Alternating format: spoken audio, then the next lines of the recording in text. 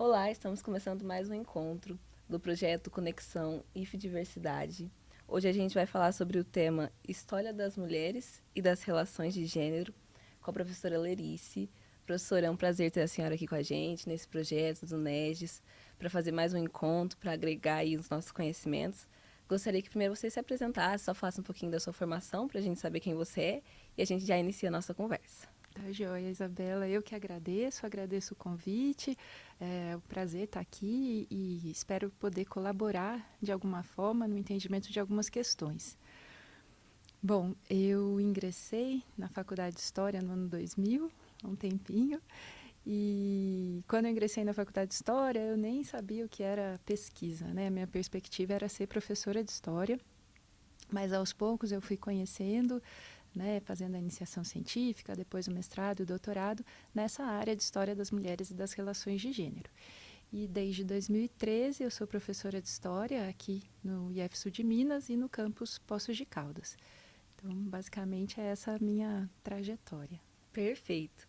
E aí, tendo o nosso tema História das Mulheres e das Relações de Gênero, a gente parte bem do princípio, assim, para quem é leigo, não entende, para a gente contextualizar. Como que a senhora definiria, assim, a história das mulheres? Como que a gente pode iniciar esse debate? Ótimo. História das Mulheres é um campo de estudos da história no qual as estudiosas vão buscar entender a ação das mulheres no tempo. E ao fazer isso, essas estudiosas elas estão respondendo assertivamente que as mulheres têm história e que é importante estudar essa história. Falando agora, né, em 2025, pode parecer um pouco óbvio para muitos de nós essas afirmações. É óbvio que as mulheres têm história, é óbvio que é importante estudar isso. Mas nem sempre foi assim.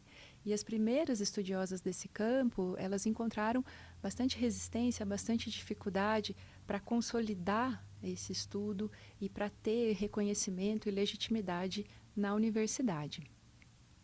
Porque se a gente for pensar de um ponto de vista mais macro, quando a história se definiu como uma ciência no século XIX e no contexto europeu, o foco dessa disciplina era, eram os grandes homens e os grandes feitos políticos e militares. E isso não é só uma questão de recorte. Se a gente for pensar em termos políticos, né, política mais ampla, a gente vai ver que negar a história de determinados grupos também foi uma forma, ao longo do tempo, de negar a sua própria humanidade e justificar políticas de dominação. Então, se a gente pensar em relação à África, por exemplo, por muito tempo foi dito: a África é um continente sem história. Ou por muito tempo foi dito: é impossível estudar a história dos povos originários, dos povos que viviam há muito tempo nessa terra, que um dia depois foi chamada de América com a invasão europeia. Ou mesmo se a gente pensar o próprio termo pré-história, né, que toma a escrita como marco e deixa entender que os povos sem escrita seriam também povos sem história. Então, com esses exemplos, a gente vê, né, que negar a história também é uma forma de negar a humanidade e dominar. Em relação às mulheres, foi somente na década de 1970 que elas passaram a ser vistas como dignas de serem estudadas de forma sistemática na história, por causa desse campo de estudos que, como a gente já falou, demorou, né? Foi um processo até alcançar a legitimidade acadêmica. Sim, e a história de um povo ela é muito relevante para essa sociedade, né? Você tem muito da identidade na história, né? Quando a gente tem essa tentativa de apagar a história de um povo, você apaga a identidade, né? E Exatamente. você falou da década de 70. O que, que aconteceu de relevante na década de 70 que justifica esse movimento? Sim. Bom, para responder essa questão, eu vou remeter a um livro da Joan Scott e da Louise Tilly, que são duas historiadoras estadunidenses e que escreveram e publicaram, né, em 1978 esse livro Mulheres, Trabalho e Família. Nesse livro, elas fazem, no início, né, na introdução, um balanço do que foi essa década de 1970 E logo nas primeiras páginas elas já dizem, olha, os primeiros cursos, as primeiras disciplinas sobre história das mulheres, elas foram propostas em resposta à pressão do movimento feminista. Então foi o movimento feminista que estava naquele momento denunciando a marginalização, a invisibilidade das mulheres, não só naquela sociedade, mas na própria história, e pressionou, né? Então, a gente vê um diálogo entre a sociedade e a universidade, e essas primeiras... então, como que o movimento feminista ele vai colocar a pauta do que vai ser ensinado, do que vai ser pesquisado, no sentido de superar desigualdades historicamente estabelecidas. Então, isso é um ponto muito importante para a gente entender por que foi justamente na década de 1970. E se a gente volta para esse mesmo livro, a gente também vai ver que essas historiadoras estão falando sobre a relação entre mulheres e trabalho. E aí, em diferentes dimensões. Elas destacam no título, né, a família, mas também na sociedade industrial, né, que está se consolidando no período que elas estudam aqui no livro. E então, o que essas mulheres, o que a Joan Scott e a Louise Tilly estão fazendo? Falando sobre mulheres comuns, mulheres trabalhadoras. E a gente então vê um diálogo da história das mulheres com a história vista de baixo, que é justamente essa preocupação, né, de não olhar os grandes homens, os reis, os generais, mas olhar as pessoas como nós, operárias, camponesas, estudantes, professoras, e entender essa dinâmica. Então, a gente também vê essa relação, né, com o movimento feminista, com a história vista de baixo. E no Brasil, na década de 1980, com o fim da ditadura, com a consolidação dos programas de pós-graduação, a gente vai ver uma influência muito grande dessa história vista de baixo nos estudos sobre os escravizados e sobre os operários, e também influenciando os estudos sobre a história da mulher. Então, a gente vai ver a partir da década de 80 muitos estudos sobre a história das mulheres, né, melhor dizendo,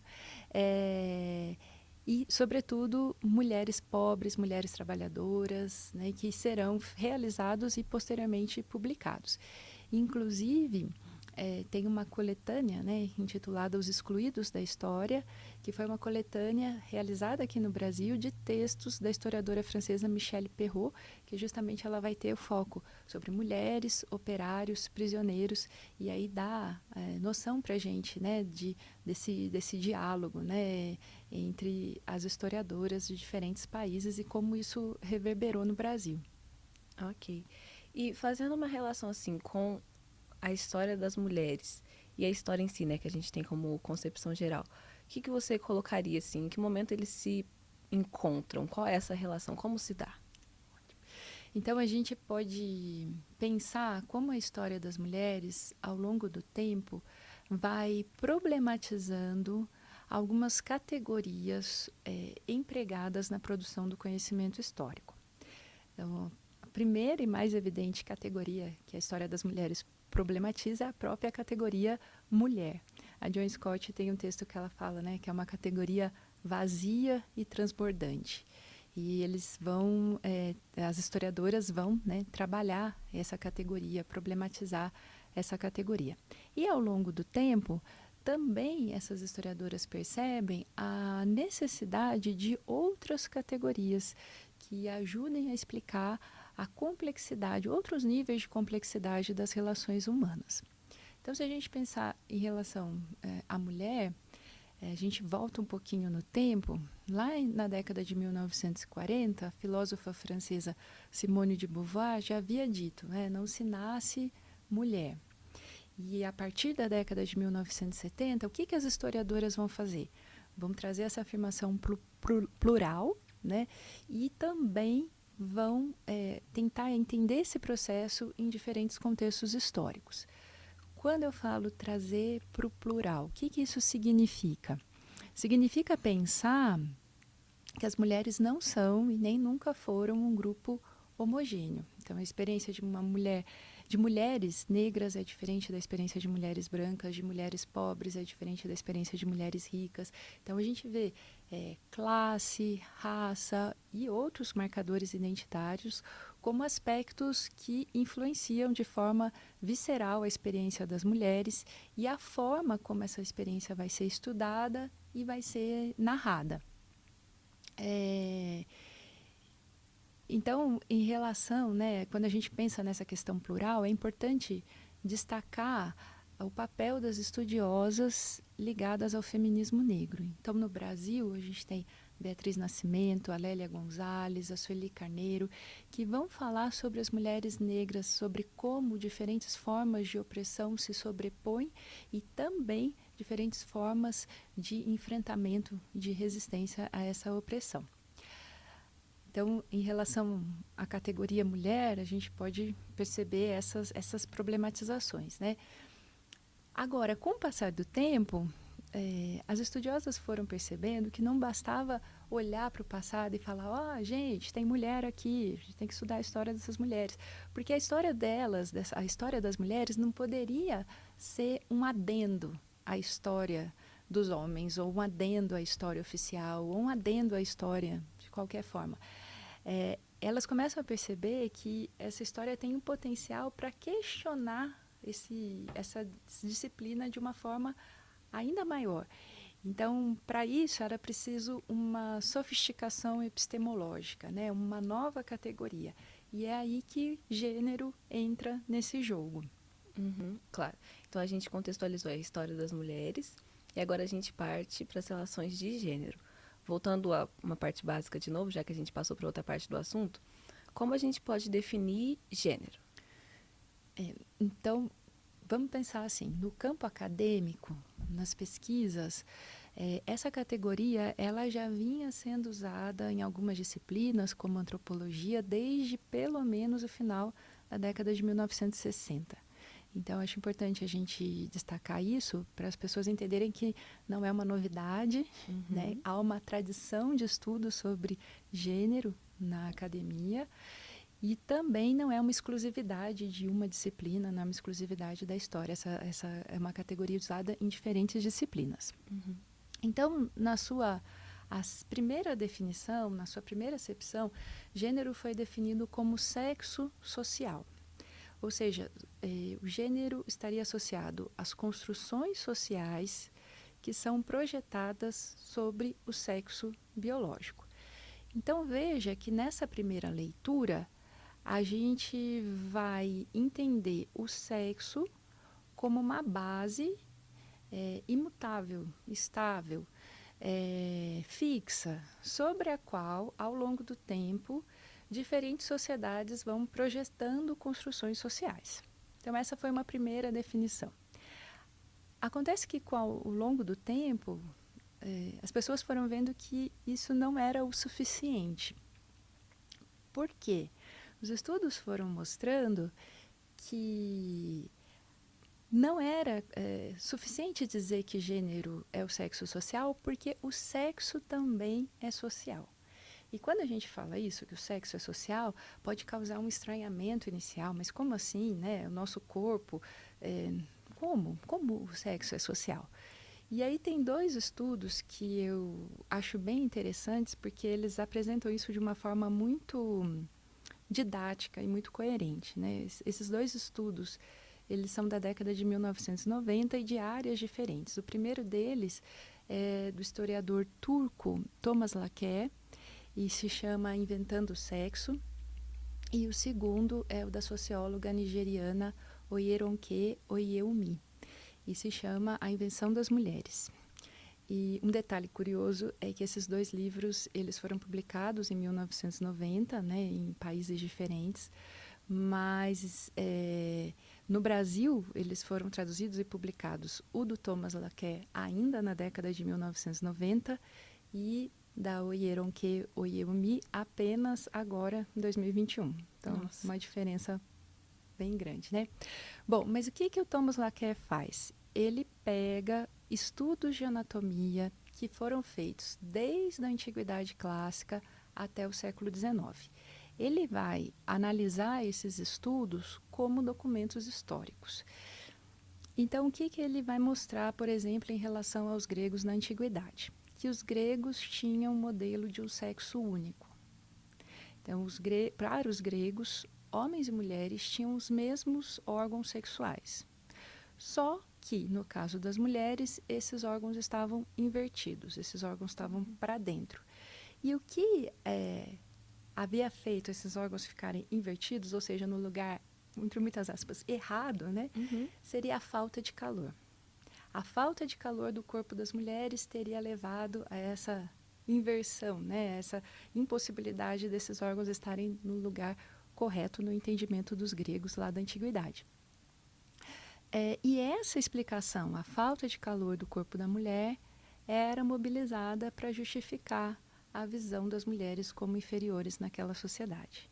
Então, veja, ele mostra que a interpretação sobre o corpo humano é algo central para justificar a posição social de diferentes sujeitos. A Oyeronke Oyemi, ela já tem uma perspectiva diferente, mas também muito esclarecedora. Ela vai falar assim: o gênero fundamentado na biologia é algo central nas sociedades ocidentais para definir as relações sociais e as relações de poder, sobretudo. Ela fala, porém, na sociedade iorubá pré-colonial, isso é irrelevante.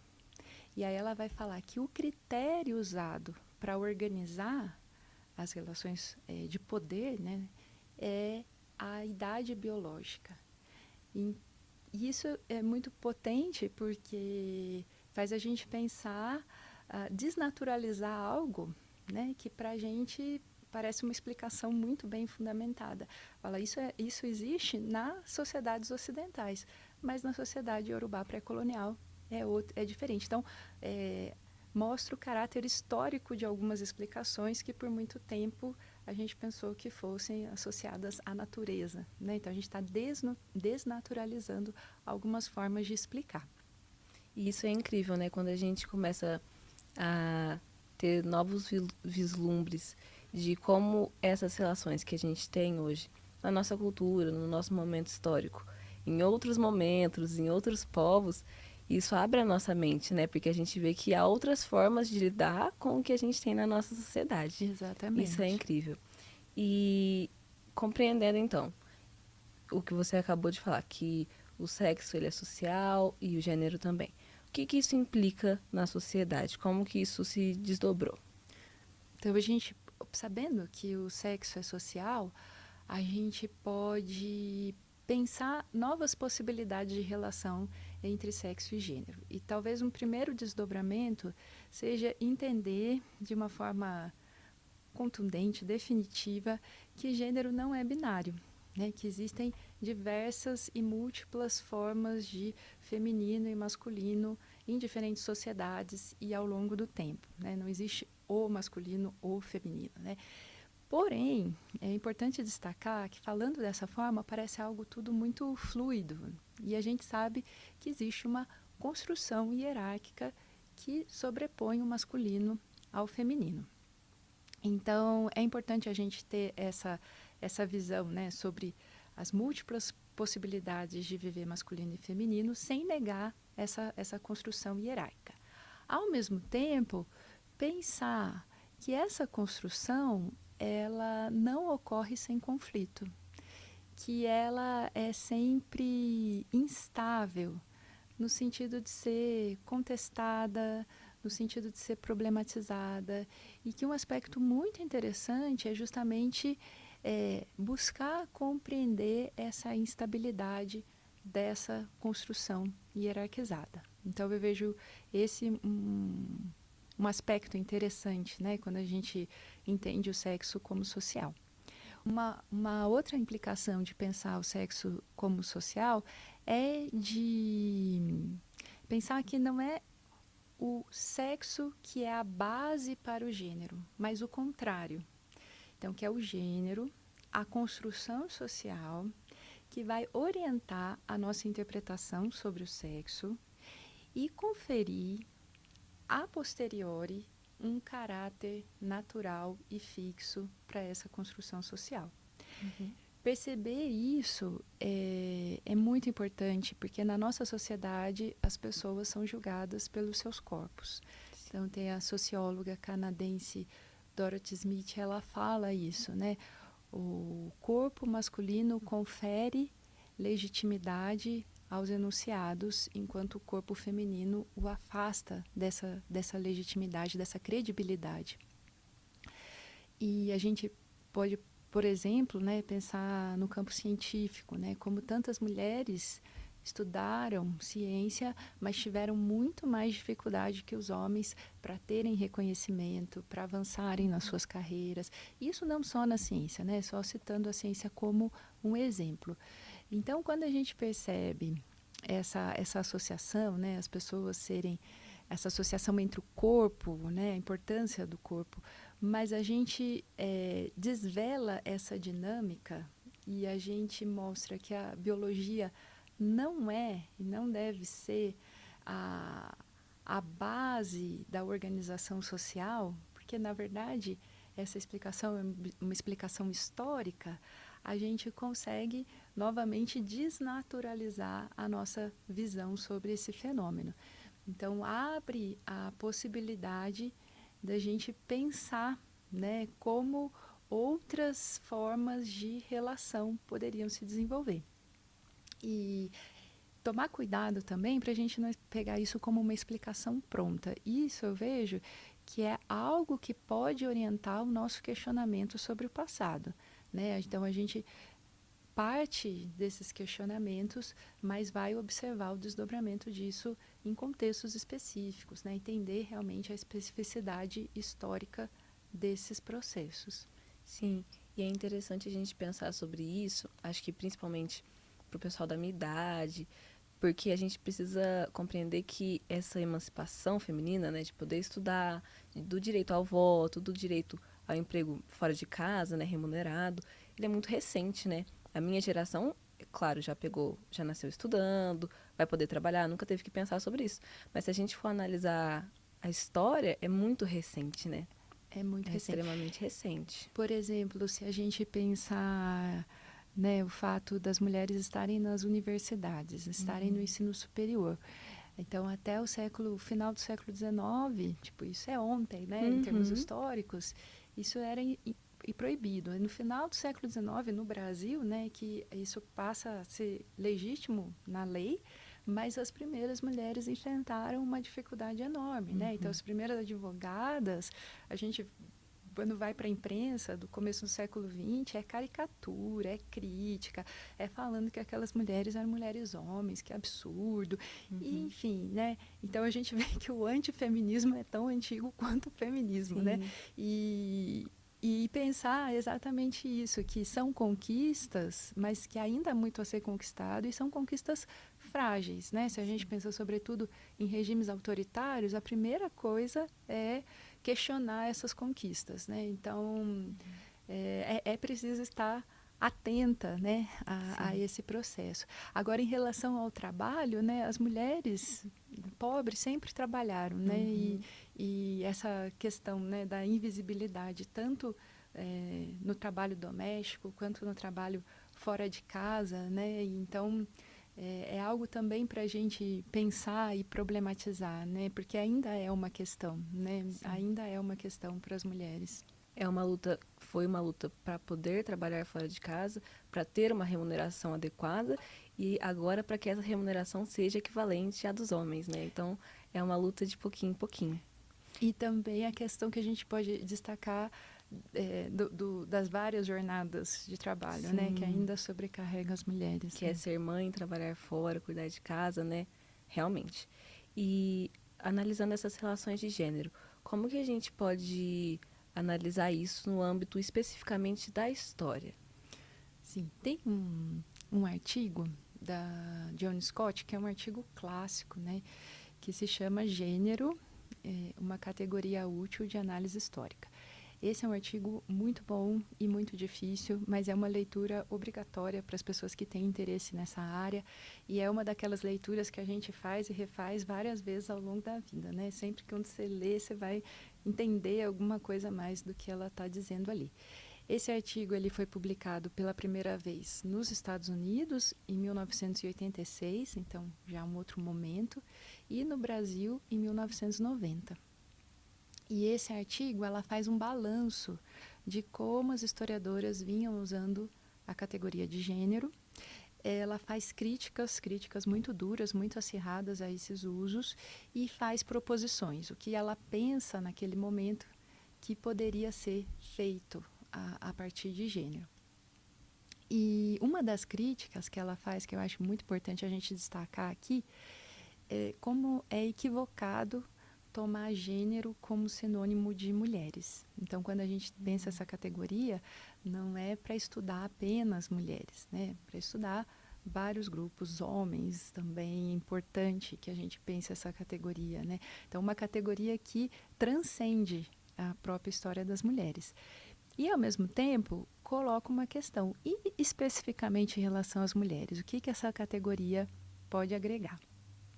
E aí tem um outro artigo, já de 2007, e aí de duas historiadoras brasileiras, da Raquel Soaré e da Joana Maria Pedro, que elas vão olhar, né, o passado e falar, bom, qual foi o impacto da publicação desse artigo da Joan Scott no Brasil? Uma das primeiras coisas que elas identificam é o fato de terem surgido publicações acadêmicas, científicas, sobre gênero, né, a partir, como um reflexo desse movimento de, bom, como que gênero pode ser usado em diferentes disciplinas, como que gênero pode ser usado na história. Então, elas destacam a criação da revista Estudos Feministas, da Universidade Federal de Santa Catarina, e destacam a criação dos cadernos Pagu, da Universidade Estadual de Campinas, né, no Núcleo de Estudos de Gênero da Universidade Estadual de Campinas. E aí elas vão, nesse processo, perceber que ao longo da trajetória acadêmica da Joan Scott, então pensando publicações posteriores dessa historiadora, a Joan Scott vai se afastando dessa expressão história das mulheres, porque ela passa a adotar uma perspectiva pós-estruturalista de gênero. E a Joan Scott passa a defender que é muito difícil realizar estudos de gênero dentro dos parâmetros da história social. A Raquel Soaré e a Joana Maria Pedro, por sua vez, elas vão discordar, vamos dizer assim, da Joan Scott. Então, a gente vê como o debate é importante. E elas vão defender justamente que a gente fale de história das mulheres e das relações de gênero. Então, assim como outras historiadoras, entre as quais eu me incluo, elas vão defender que é possível, sim, estudar gênero e, inclusive, usar essa categoria de gênero e, inclusive, incorporar algumas críticas pós-estruturalistas em uma abordagem ancorada na história social.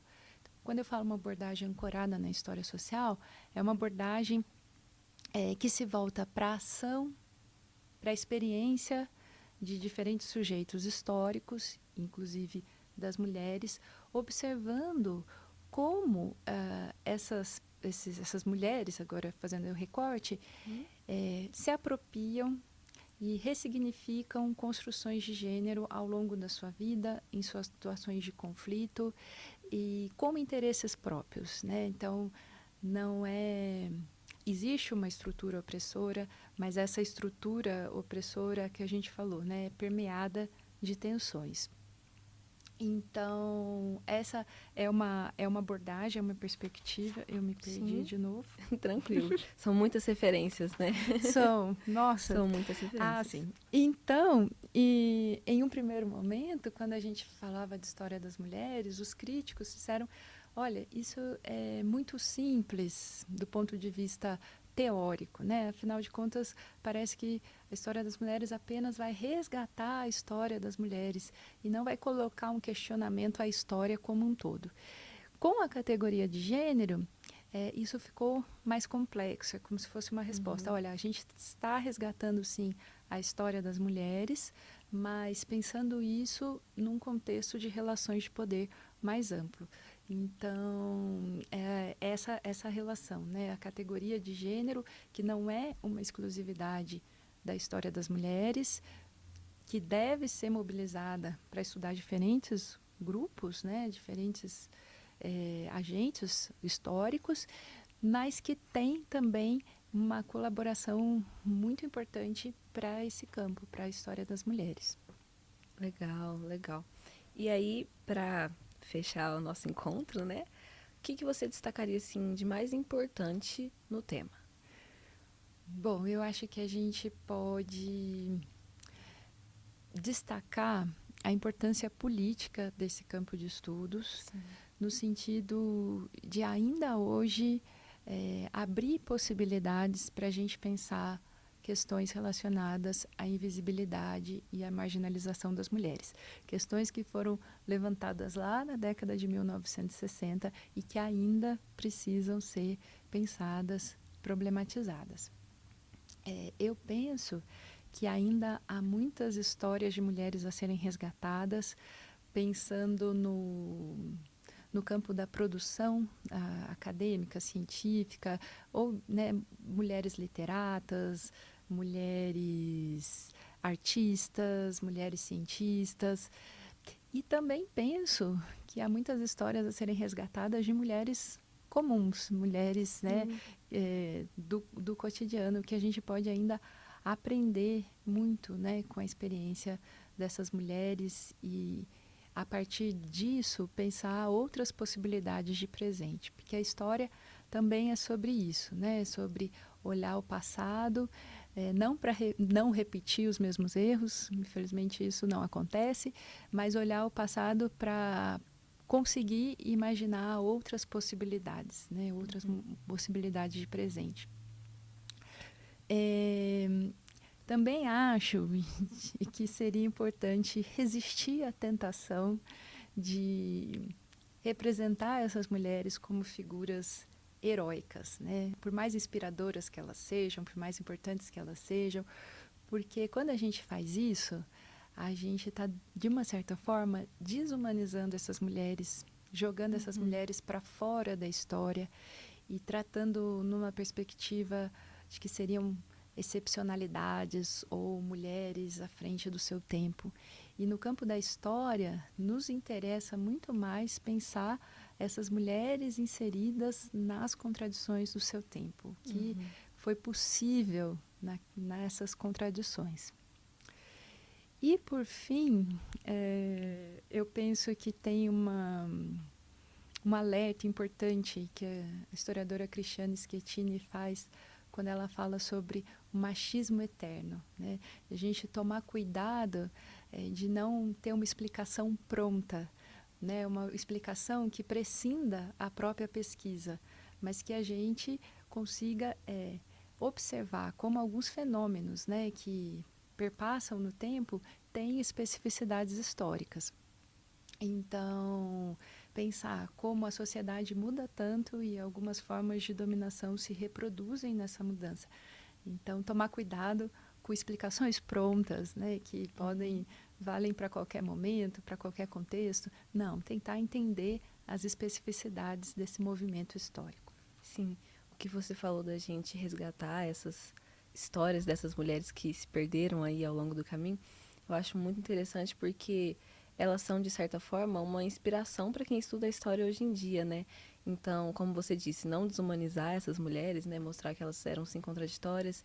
E as mulheres comuns, né? Para que pessoas como eu, você, possam entender que a gente tem uma história no mercado de trabalho, nos estudos, no campo científico, porque isso traz uma identidade à nossa história, né? Isso é muito importante. Realmente. Eu acho que a gente pode encerrar por aqui, então, hoje. Queria agradecer ao Francisco, que está fazendo a filmagem para a gente, proporcionando esses encontros. Gostaria muito de agradecer você, Lerice. A sua contribuição ela é imensurável, é extremamente importante para a gente. Isso agrega demais para mim que estou aqui te entrevistando, para quem assiste a gente. E muito obrigada por ter participado. Eu que agradeço. Muito obrigada, Isabela.